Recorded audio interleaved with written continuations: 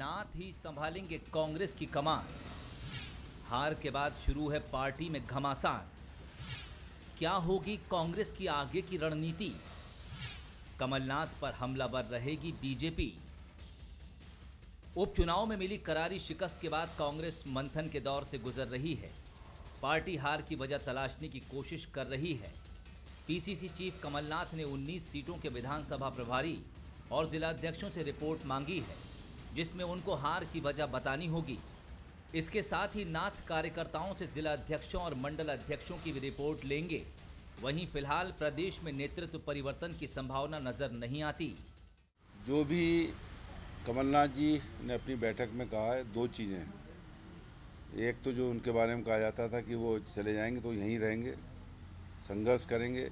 नगर पालिका नगर निगम में चुनाव की तैयारी के लिए उन्होंने कहा है और 2023 की भी तैयारी वो शुरू करेंगे और एक सार्थक विपक्ष की भूमिका कांग्रेस कमलनाथ जी के नेतृत्व में निभाएगी। जो फिलहाल नेतृत्व को लेकर कांग्रेस में कोई संकट नजर नहीं आ रहा। मतलब साफ है कि आगे भी कांग्रेस की कमान कमलनाथ के हाथों में ही रहेगी। इन सब के बीच सवाल ये है कि क्या कमलनाथ 2023 तक प्रदेश कांग्रेस की जिम्मेदारी उठाएंगे? उनकी लीडरशिप का स्वरूप क्या होगा? क्या प्रदेश की सियासत में केंद्रीय नेतृत्व दखल देगा या फिर नाथ की नर्सरी में युवा नेतृत्व ट्रेनिंग लेकर पार्टी की अगुवाई करेगा?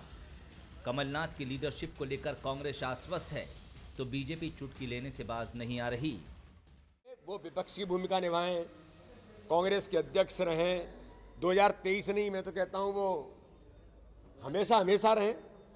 राहुल गांधी जी हैं, वो हमेशा कांग्रेस में रहें। कमलनाथ जी हमेशा कांग्रेस में रहें और हमेशा कांग्रेस का काम करते रहें। तो मैं तो उनको शुभकामनाएं दूंगा। जनता ने उनको छोड़ दिया, वो भले मध्य प्रदेश में रहे, जनता ने उनको नकार दिया। मध्य प्रदेश में रहे, मध्य प्रदेश तो बहुत बड़े दिल वालों का है, कोई भी आके रह सकता है, पर जनता ने उनको नकार दिया। मध्य प्रदेश में कांग्रेस का कोई भी रहे, एनीबडी शिवराज सिंह चौहान की लोकप्रियता के सामने वो कहीं नहीं लगते। और उसमें एक इजाफा और हुआ है, श्रीमंत ज्योतिरादित्य सिंधिया शिवराज जी के साथ जुड़ गए। उपचुनाव को जंग की तरह लड़ने वाले कमलनाथ को नतीजों से झटका लगा है। वो पार्टी फोरम पर इसके कारण तलाशने की कोशिश भी कर रहे हैं। साथ ही कार्यकर्ताओं को संदेश भी दे रहे हैं कि वो हर कदम पर उनके साथ संघर्ष करेंगे और बेहतर विपक्ष की भूमिका भी निभाएंगे। मतलब साफ है कि कांग्रेस और कमलनाथ फिलहाल किसी हड़बड़ी में नहीं है। नमस्कार, मैं हूं शरद द्विवेदी और हमारा आज का मुद्दा है नाथ ही नेता। कमलनाथ अगर मध्य प्रदेश में रुकने का फैसला कर चुके हैं, अभी अगर मगर है, हालांकि उन्होंने कहा है कि वो कार्यकर्ताओं के साथ संघर्ष करेंगे। मतलब साफ है कि कमलनाथ जी फिलहाल तो मध्य प्रदेश से कहीं नहीं जाने वाले हैं। जो राजनेता अपने 40 साल के संसदीय जीवन में, मैं छिंदवाड़ा से उनकी सांसद की भूमिका की बात कर रहा हूं, जो 2018 के पहले तक जारी रही है, लगातार जीतता रहा है। सिर्फ एक 1996 का एक कड़वा अनुभव, और वो भी कड़वा अनुभव उन्हीं की पत्नी इस्तीफा देती हैं और चुनाव मैदान में बाय इलेक्शन में कमलनाथ जी उतरते हैं और अनुकूल नतीजे नहीं आते। छिंदवाड़ा के बारे में ये भी कहा जाता है कि वो देश की टॉप 10 कॉन्स्टिट्यूंसी में गिनी जाती है, जो विकास की दृष्टि से अग्रणी है। क्या ऐसे व्यक्ति के मन में ये कसक नहीं साल रही होगी कि सरकार भी बना ली, 15 साल का सूखा भी तोड़ दिया, समाप्त कर दिया, लेकिन उसके बाद भी ऐसे घटनाक्रम हुए, हमारी भी यानी कांग्रेस की भी कमज़ोरी हो सकती है, हमारे नेताओं की कमज़ोरी हो सकती है, खुद कमलनाथ जी शायद मन में ये भी सोचते हों कि मेरी भी कुछ कमज़ोरी हो सकती है, लेकिन अब रण नहीं छोड़ना है, मैदान में डटे रहना है और 2023 के लिए कोशिश करना है। हाँ, बिल्कुल हो सकता है, क्योंकि जो व्यक्ति लगातार जीतता रहा हो, आगे बढ़ता रहा हो, वो भले ही ये सोचे कि मैं अब इस टीम का कैप्टन ना रहूं तो कोच हो सकता हूं और कोच होकर अपनी टीम को जिता सकता हूं। जो भी भूमिका कमलनाथ जी तय करें, ये निश्चित तौर पर बहुत दिलचस्प होगा देखना कि 2023 तक कमलनाथ जी ही नेता रहेंगे या कमलनाथ जी अपनी भूमिका बदलेंगे और पीसीसी चीफ कोई और होगा, हो सकता है नेता प्रतिपक्ष भी कोई और हो। लेकिन कमलनाथ जी या तो केंद्र की राजनीति की तरफ अपनी भूमिका को चुनेंगे, लेकिन वो लौटाएंगे फिर इलेक्शन के पहले 1 साल 1.5 साल पहले, जैसा मई 2018 में लौटे थे। बहुत सारी बातें हैं, बहुत सारे प्रश्न हैं, लेकिन इतना ज़रूर है कि तन मन और धन वाला कोई नेता, इन तीनों का कॉम्बिनेशन, दीप पर्व, लक्ष्मी और गणेश जी के इस पर्व की पूर्व संध्या पर आप और हम बेहतर जानते हैं कि तन ठीक हो, मन ठीक नहीं हो तो गड़बड़, मन ठीक है तन ठीक नहीं है तो गड़बड़, मन तन दोनों बिल्कुल परफेक्ट हैं, धन नहीं है तो भी गड़बड़। तो प्रदेश कांग्रेस में इस समय तन मन धन से, भले ही कमलनाथ जी 73 के हैं, लेकिन वो उन्होंने बताया है कि 14 घंटे काम तो वो भी कर सकते हैं। तो इस लिहाज से वो तीनों पैमानों पर फिट उतरते हैं। और बीजेपी भले ही बार बार ये व्यंग करे, लेकिन वो अच्छे से जानती है कि क्या फ़र्क है कमलनाथ में और उन बाकी नेताओं में कांग्रेस के, जो चुनौती इसके पहले भी 2008 और 2013 में भी देते हुए आए हैं बीजेपी को, और 2018 की चुनौती को भी वो अच्छी तरह जानते हैं। इसलिए कई बार आप ऊपर से कहते हैं कोई भी आ जाए, अच्छे अच्छे खां आ जाएं, हम तो निपटा देंगे, लेकिन साहब होता कुछ नहीं है। और आदमी जानता है कि जो पहलवान ज़्यादा मजबूत रहता है, आप उसको लेकर ज़्यादा कटाक्ष और व्यंग करते हैं। चलिए पैनल की तरफ आते हैं। सुशील शर्मा जी हैं, वरिष्ठ पत्रकार, राजनीतिक विश्लेषक। केजी पाठक साहब हैं, कृष्ण गोपाल पाठक, प्रवक्ता बीजेपी, युवा नेता। अवनीश बुंदेला हैं, युवा नेता और प्रवक्ता बीजेपी। सुशील जी, किस तरह देखते हैं आप? पहली टिप्पणी आपकी। देखिए शरद जी, पहला तो मुझे बड़ा आश्चर्य भी होता है और बड़ा वैसा भी लगता है कि एक इतना बुजुर्ग नेता, इतना अनुभवी नेता, इतनी बड़ी पराजय के बाद भी अगर हिम्मत के साथ मोर्चा लेने के लिए पुनः डटा हुआ है, तो इसमें कमलनाथ जी को वास्तव में एक इसलिए धन्यवाद बनता है। कम से कम हमने पिछले कांग्रेस के नेता देखे, जब भी पराजय हुई है या तो उन्होंने स्वयं मोर्चा छोड़ा है, स्वयं दूसरे के लिए स्थान रिक्त किया है, या फिर जो है उनको हाईकमान ने कहीं ना कहीं उनको हटाने की कोशिश की। लेकिन कमलनाथ जी इस उम्र में भी, क्योंकि वो मुझे लगता है कि वो घायल हैं, उन्होंने जिस तरीके से 2018 में सरकार बनाई थी, मार्च में जो 2020 में जो हुआ और अभी जो पराजय हुई, उससे कहीं ना कहीं वो आहत है। और वो अपने 40 साल के राजनीतिक अनुभव और तमाम जो है केंद्र की और स्टेट की राजनीति के निचोड़ के हिसाब से वो एक मोर्चा और लेना चाहते हैं। इसलिए अब वो सीधे सीधे बोल रहे हैं कि मैं कहीं नहीं जा रहा हूं। हालांकि इस बात का फैसला तो कांग्रेस हाईकमान करेंगे कि क्या कमलनाथ के भरोसे ही मध्य प्रदेश में कांग्रेस रहेगी या नहीं। दूसरी एक मुझे लगता है कांग्रेस की मजबूरी भी है, अगर आप कमलनाथ जी को हटा दें, दिग्विजय सिंह जी भी इस वक्त ऐसी स्थिति में नहीं है जिस तरीके का उनका जो है बीजेपी ने एक औरा गढ़ दिया है, तो आखिर फिर कांग्रेस की कमान कौन संभालेगा? अगर इन दो अनुभवी नेताओं के बिना भी कांग्रेस की स्थिति बहुत अच्छी नहीं होगी। हाँ, क्या कहेंगे केजी पाठक साहब आप? फिर मैं आऊँगा बुंदेला साहब की तरफ। जी देखिए, भारत और मध्य प्रदेश की राजनीति अब चेहरों पर नहीं चलेगी, चाल चरित्र और चिंतन पर चलेगी, विचारधारा पर चलेगी। और मध्य प्रदेश और देश की जनता लगातार यह सबक राजनीतिक लोगों को देती चली आ रही है। कमलनाथ जी रहें या जाएं, कमलनाथ जी अध्यक्ष रहें या नेता प्रतिपक्ष रहें, या दोनों में से कोई एक रहें, भारतीय जनता पार्टी का उससे क्या लेना देना। कांग्रेस का मामला है, भारतीय जनता पार्टी तो इतना जानती है कि जनता ने भारतीय जनता पार्टी को जो चुना है, अभी स्पष्ट रूप से अपना मैंडेट देकर, वह इसलिए चुना है कि हमें मध्य प्रदेश को खुशहाली के रास्ते पर ले जाना है। कमलनाथ जी की और कांग्रेस पार्टी की सरकार ने अपने 1.25 साल के कार्यकाल में जिन अच्छी योजनाओं को बंद कर दिया था या ठंडे बस्ते में डाल दिया था, जनता ने हमें यह मैंडेट दिया है कि आप उनको फिर से चालू करिए और सुचारू रूप से चालू रखिए। जनता ने हमें यह भी संदेश दिया है कि जिस किसानों के कल्याण के लिए, चाहे प्रधानमंत्री मोदी की जन सम्मान निधि हुई या, आप मुझे ये बताइए, कमलनाथ जी, आपके सारे नेता ये कह रहे हैं कि कमलनाथ जी रहेंगे तो बहुत अच्छा है, राहुल जी रहें, हमेशा रहें कांग्रेस, क्या प्लस पॉइंट आप देखते हैं कि कमलनाथ जी रहेंगे तो जो आप दावा कर रहे हैं कि कमलनाथ जी रहेंगे तो आपकी जीत की संभावनाएं प्रज्वल रहेंगी, इशारा तो इसी तरफ है। क्या आपको लगता है कि कमलनाथ जी क्यों आपकी तथाकथित जीत के शुभंकर बने रहेंगे? देखिए, जीत के शुभंकर या पराजय का सवाल नहीं है। कांग्रेस पार्टी अपने सभी चेहरों को आजमा चुकी है, 2008 से लेकर 2013 और अब 2020 में। काठ की हांडी बीच में एक बार जरूर चढ़ी थी 2018 दिसंबर में, लेकिन वो काठ की हांडी थी, आग जली और जल गई अपने वादों की और झूठे वादों की तपिश में आकर। तो हमें इससे कोई फर्क नहीं पड़ता है कि कांग्रेस पार्टी के पास कौन सा चेहरा है। दरअसल कांग्रेस पार्टी के पास अब आजमाने के लिए चेहरे नहीं बचे हैं। दिग्विजय सिंह जी को सब इसलिए जानते हैं कि मिस्टर बंटा ढार थे, वो खुद बोलते हैं कि मध्य प्रदेश में अगर मैं वोट मांगने जाऊंगा तो कांग्रेस के वोट कम हो जाएंगे। जिस व्यक्ति का अपने बारे में इतना अच्छा मूल्यांकन और आकलन हो, मैं समझता हूं कि इस बारे में बिल्कुल नहीं पड़ना भारतीय जनता पार्टी को कि कौन रहेगा। हम तो जनता से किए हुए वादे पर, अपेक्षाओं पर खरा उतरेंगे। यही हमारा उद्देश्य है, यही हमारी राजनीति का एक अंग है और हिस्सा है। तो आप मानते हैं कि 2018 में काट की हांडी चढ़ गई थी, चेहरा कोई इंपॉर्टेंट नहीं था। बिल्कुल। बुंदेला साहब। शरद जी, ख्वाब बड़े, सफर बड़ा, मीलों चुनौती पार गया मैं, रुका नहीं, थका नहीं, कैसे कह दूं हार गया मैं।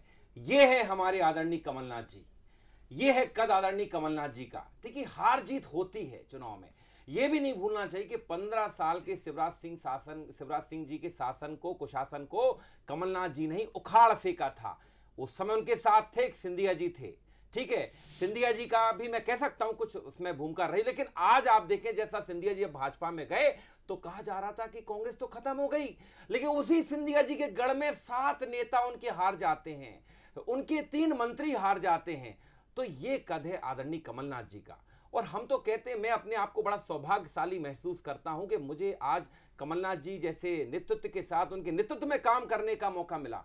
हार जीत होती है। आप देखें, सौरभ गांगुली एक बहुत महान कप्तान है भारतीय क्रिकेट टीम के, ठीक है, वर्ल्ड कप नहीं जीत पाए, लेकिन ये सबको मालूम है कि आज जो भारतीय टीम जिस स्थिति में खड़ी है, फाइटिंग स्पिरिट जो भारतीय टीम में आई है, लड़ने की क्षमता, वो सौरभ गांगुली ने डाल दी। यही हमारे आदरणीय कमलनाथ जी की छवि है। देखिए शरद जी, चुनाव में हार जीत बुंदेला साहब, लेकिन मेरा एक विनम्र प्रश्न है कि पूरे चुनाव में, मैं उपचुनाव की बात कर रहा हूँ, कमलनाथ जी और उनके अपने रिसोर्सेज से जो टीम जनरेट हुई, जिसके बारे में कहा जाता है कि वो उनकी अपनी पर्सनलाइज टीम रही, आपके नेता कहाँ संघर्ष करते नजर आए? कौन था जो कमलनाथ जी के साथ मैदान में पसीना बहा रहा था? दिख रहे थे, और ऐसा भी नहीं है, काम भी किया लोगों ने, लेकिन जिस ज़ील के साथ कमलनाथ थे, तो क्या आप मानते हैं कि कमलनाथ जी, चूंकि उनके पास तन भी है, मन भी है, धन भी है, जो सबसे इंपॉर्टेंट एलिमेंट है, इसीलिए कमलनाथ, जय जय कमलनाथ, जय जय कमलनाथ? शरद जी, आप देखें, हमारे मतलब जिस दिन से उपचुनाव की नींव गढ़ी गई मध्य प्रदेश में, उस दिन से आप देखें, सबसे पहले आदरणीय कमलनाथ जी ने कई जो वरिष्ठ नेता थे, कुछ पूर्व मंत्री थे, कुछ वर्तमान विधायक थे, उनको बाकायदा एक एक विधानसभा सीट पर भेजा, और वो नेता वहां पर साइलेंटली अपना काम करते रहे। मैं सुमावली की बात करूं, आदरणीय ब्रजेंद्र सिंह राठौड़ जी वहां रहे, आप पीसी शर्मा जी की बात करें, ग्वालियर में कई सारे नेता बाकायदा वहां काम करते रहे, ठीक है। एक प्रचार का जो बीड़ा था, जो आदरणीय कमलनाथ जी ने एक स्टार प्रचारक का बीड़ा उठा रखा था, क्योंकि शरद जी एक बात और है, जितना भाजपा के पास पैसा उतना हमारे पास नहीं है। हम 1 या 2 हेलीकॉप्टर या चार्टर अफोर्ड कर सकते हैं, भाजपा तो हर नेता उनका चार्टर, हेलीकॉप्टर, हवाई जहाज लेके घूमता है, हम अफोर्ड नहीं कर सकते। 2018 में भी यही परिस्थिति है। बिल्कुल बिल्कुल बिल्कुल। तो मैं ऐसा नहीं है कि सिर्फ हेलीकॉप्टर और संसाधनों से चुनाव जीते जाते हैं। देखिए शरद जी, मैं वही कहना चाहूंगा, ये कमलनाथ जी का कद है, ये उनका डर है कि भाजपा दिन रात कमलनाथ कमलनाथ कमलनाथ का नाम लेती है। ये कमलनाथ जी का डर है कि सिंधिया जी जैसे नेता को गली गली, चौराहे चौराहे पर छाती पीट कर अपने परिवार की, सिंधिया परिवार की इज्जत की दुहाई देना पड़ी। ये कमलनाथ जी का ही डर है कि सिंधिया जी ने अपने मुंह से कहा कि मैं कुत्ता हूं, ठीक है, मैं कौवा हूं, छोड़िए उन सब इस तरह नहीं, मैं अब आप कोई अर्थ नहीं, ये कमलनाथ जी का भय था। और सबसे अभी चुनाव के बाद भी इमरती देवी चुनाव हारी, उनने क्या कहा कि मैंने दिल पे पत्थर रखे, भाई गाना भी है, दिल पे पत्थर रखे, ठीक है, इस तरह का, तो मैंने दिल पे पत्थर रख के कांग्रेस छोड़ी। मतलब अगर इसमें अगर हम जाएं शरद जी, तो ये बात निकल के आती कि दिल पे पत्थर रखे तो आदमी तभी पार्टी छोड़ता है, कोई काम करता है, जब वो भयंकर कष्ट में, मजबूरी में, दबाव में हो, ठीक है। तो ये सारी बातें हैं। देखिए, मैं लौटूंगा, दूसरे राउंड की तरफ लौटूंगा। सुशील जी, बड़ा प्रश्न ये है कि हम फिर मूल मुद्दे की तरफ लौटते हैं कि क्या सिर्फ कमलनाथ ही बेहतर विकल्प हैं 2023 के लिए? मेरा सीधा फोकस पॉइंटेड सवाल है, फिर मैं आता हूँ जी।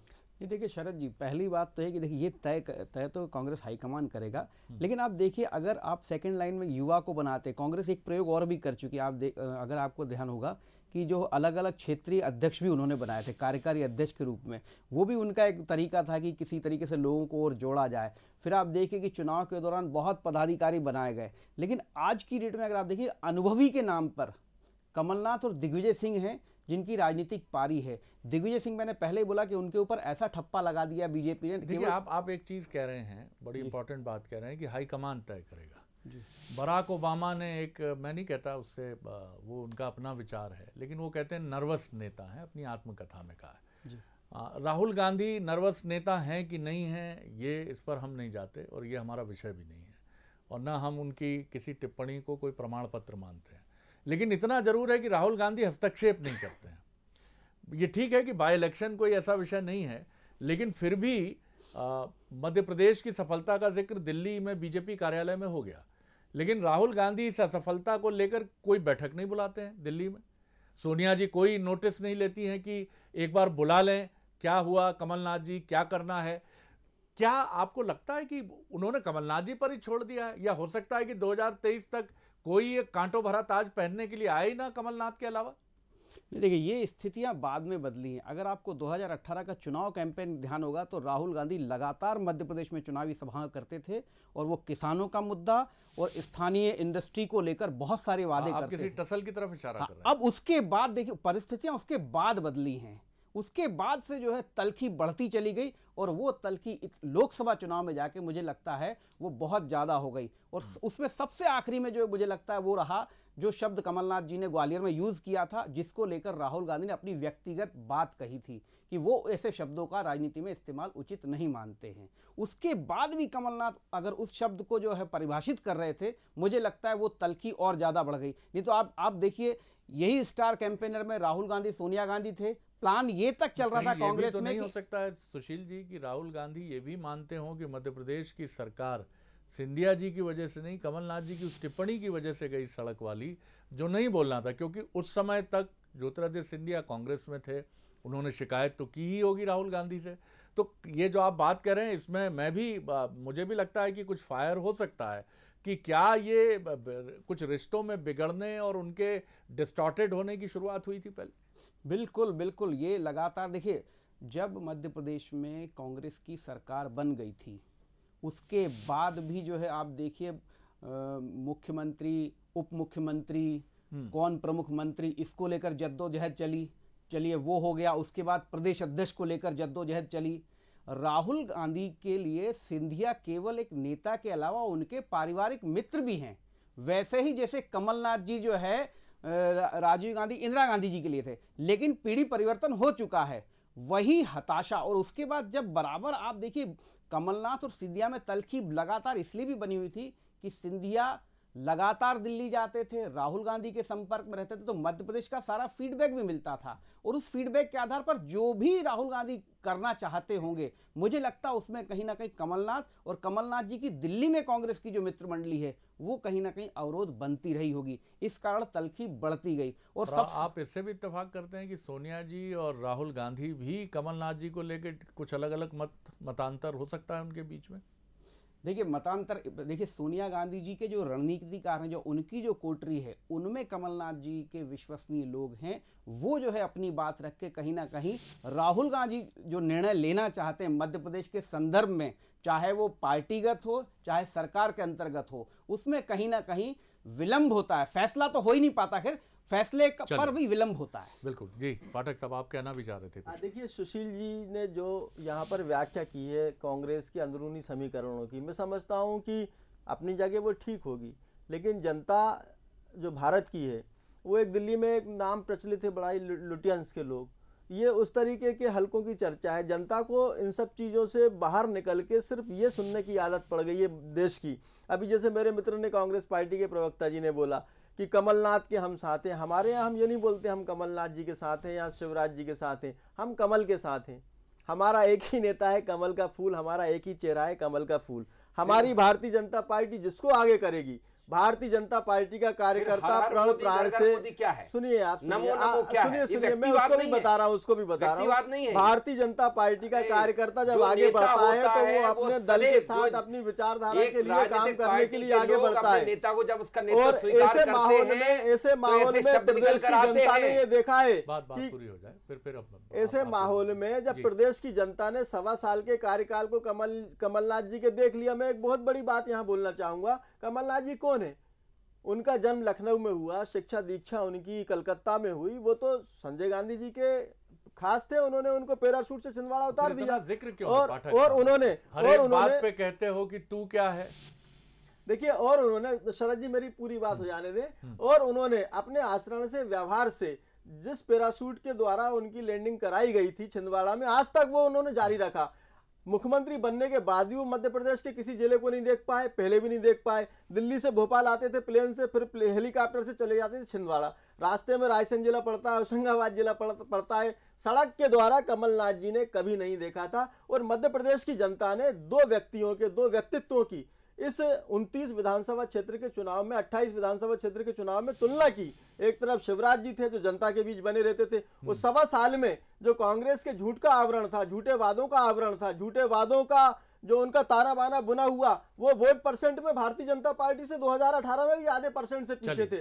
सीट जरूर उनकी 5 हमसे ज्यादा थी, लेकिन वो मैंने बोला ना, काट की हांडी की सीट उनकी 5 थी, जो बड़े बड़े वादे से आ गई थी, वो जल गई। इससे इनकार नहीं किया जा सकता कि शिवराज जी और आपका मजबूत संगठन, वीडी शर्मा जी की जुगलबंदी कांग्रेस पर और कमलनाथ जी पर भारी पड़ी, निश्चित तौर पर। मुख्यमंत्री शिवराज सिंह चौहान का व्यक्तित्व, उनकी मेहनत, और उसी के साथ वीडी शर्मा के तौर पर एक ऊर्जावान प्रदेश अध्यक्ष, ये समन्वय जो है, आप नहीं तो चुनौती बीजेपी में बहुत गहरी थी, ये हम सब जानते हैं। क्योंकि जिस किस्म का कार्यकर्ताओं में एक बेचैनी थी, बड़े नेताओं में एक व्यग्रता थी कि आखिर ये समन्वय सम्मिश्रण हमें कहाँ ले जाएगा। जब मैं आऊँ ले लूँ एक रिएक्शन जल्दी से, अवनीश जी। देखिए, सबसे खास बात यह है कि जो कमलनाथ जी को लेकर बार बार भाजपा में जो चर्चा होती शरद जी, या उनको जो टारगेट किया जाता, वही कहीं ना कहीं उजागर करता है कि भाजपा कहीं ना कहीं कमलनाथ जी के कद और उनके औरा से कहीं ना कहीं भयभीत तो होती है। और सबसे बड़ी बात, ये जनता ने मत करिए सर, चुनाव जीत कर दिखाइए। ये जनता ने उनका ये निर्णय कांग्रेस पार्टी का है केजी भाई, कि कांग्रेस पार्टी का कौन प्रदेश अध्यक्ष रहे या कौन नेता प्रतिपक्ष रहे। देखिए, आपने भी, जो आप पैराशूट लैंडिंग की बात करते हैं, आपने ऐसे लोगों को मंत्री बनाया। आपके तो, आप तो कैडर बेस्ड पार्टी के, काहे का कैडर भैया, आपने तो 14 लोगों को ऐसे मंत्री बना दी जो आपके पार्टी के आज सदस्यता ली और 4 घंटे बाद मंत्री बन गए। हमने देखा शरद जी, इस मध्य प्रदेश के इतिहास में, क्या भारत के इतिहास में इस तरह का चुनाव कभी नहीं लड़ा गया कि सिर्फ विधायकों को, पूर्व विधायकों को मंत्री इसलिए बनाया गया कि वो चुनाव जीत कर आए। आपने देखा पांच चेहरे और नीति जनता मोहर लगा देती है। देखिए राजनीति है, जनता कुछ राजनीति में आप राजनीतिक पैतरे और तौर तरीकों से ही चुनाव जीतते हैं। जी शरद जी, जब कहा जाता है ना राजनीति में कि everything is fair in love and war, तो वहीं से राजनीति दूषित होती है, जनता का विश्वास, वहीं से राजनीति जनता का विश्वास। और शरद जी, जिस तरह की राजनीति वर्तमान में देश में बढ़ती जा रही, मैं बता रहा हूं, आने वाले समय में बहुत घातक है।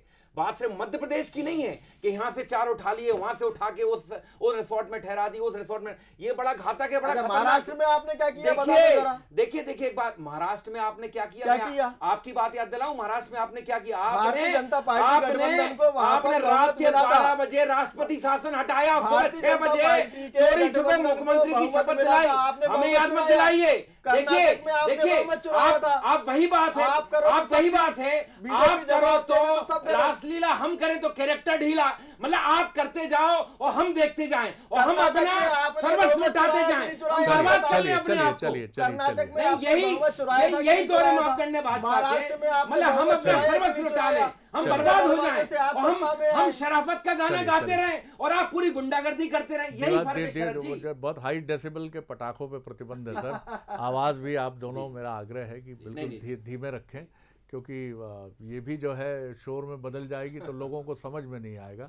जैसा दुष्यंत जी कहते हैं ना कि कैसे कैसे मंजर सामने आने लगे, गाते गाते लोग चिल्लाने लगे, तो यहाँ डिबेट करते करते चिल्लाने लगे। आराम से बात कीजिए, तरीके से बात करिए, बहुत कंक्लूड 30 सेकंड में आप खत्म करिए, फिर मैं जी बुंदेला साहब। देखिए, हम सबका, पूरी कांग्रेस पार्टी का माननीय कमलनाथ जी के नेतृत्व में पूरा विश्वास है, पूर्ण विश्वास है, और हम चाहते हैं कि आदरणीय कमलनाथ जी जैसा नेतृत्व हम पर बना रहे। अब ये निर्णय कमलनाथ जी का स्वयं का एवं केंद्रीय संगठन का कि कमलनाथ जी कब तक इस पद पर अपनी सेवाएं देंगे, लेकिन एक कार्यकर्ता के तौर पर मैं बड़ा गौरवान्वित महसूस करता हूं कि मैंने ऐसे नेता के साथ काम किया कि जिसको इंदिरा गांधी जी से लेके, अटल बिहारी वाजपेयी जी से लेके, राजीव गांधी जी से लेके मोदी जी तक का अनुभव प्राप्त है। तो मेरे लिए बड़े गर्व की बात है।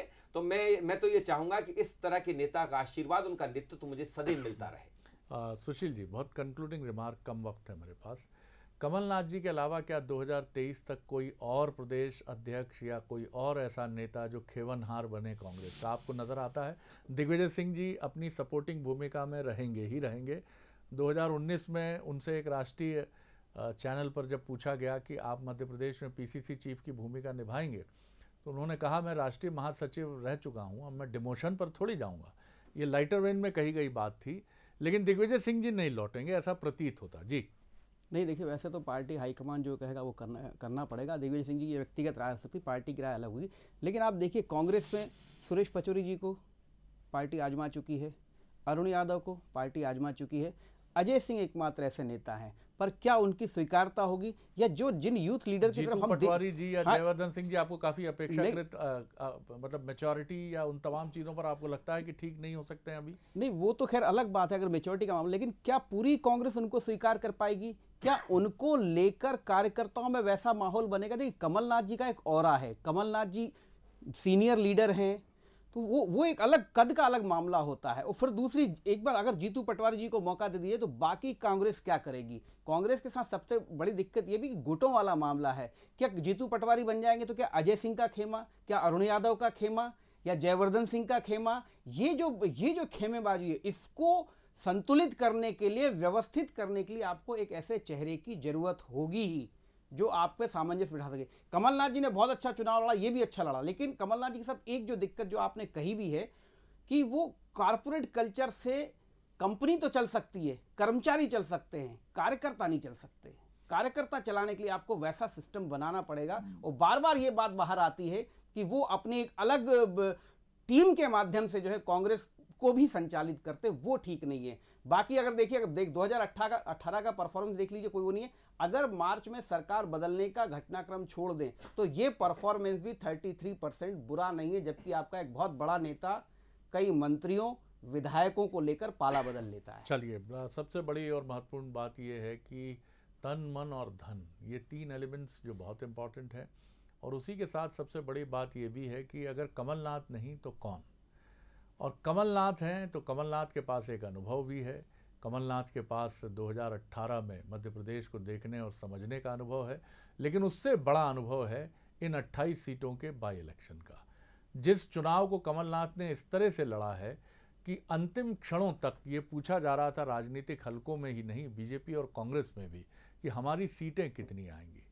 सबसे महत्वपूर्ण चीज़ होती है कि आप चुनाव लड़ते हैं तो आपकी धमक कितनी है। ये धमक कमलनाथ ने बहुत ताकत से मध्य प्रदेश के इस बाई इलेक्शन में महसूस कराई है। हो सकता है वो होमवर्क करें, क्योंकि अपने 40 साल के राजनीतिक जीवन में वो अब तक किंग मेकर तो रहे हैं, लेकिन खुद एक किंग का ताज पहनने के बाद एक प्रमुख होने के नाते, पार्टी प्रमुख, सरकार के प्रमुख होने के नाते, जब तक पार्टी उनकी मध्य प्रदेश में सत्ता में रही, वो जो चुनौतियां हैं शायद उनसे उनका बहुत वास्ता इसके पहले नहीं पड़ा था। तो अब वो शायद रुकना चाहेंगे और इन 2-3 सालों में वो ये देखना चाहेंगे कि ग्राउंड लेवल की राजनीति कांग्रेस की किस तरह से चलती है। क्योंकि अगर इस समय मध्य प्रदेश में कांग्रेस की कमजोरी को बहुत बेहतर समझने वाला कोई नेता है, तन से भी, मन से भी और धन से भी, तो एक ही नाम मिलेगा आपको, कमलनाथ, कमलनाथ और कमलनाथ। बहुत बहुत शुभकामनाएं आप तीनों पैनलिस्ट को भी दीपावली की, और बंसल न्यूज़ के तमाम दर्शकों को बहुत बहुत शुभकामनाएं, और मुझे दीजिए इजाज़त। नमस्कार।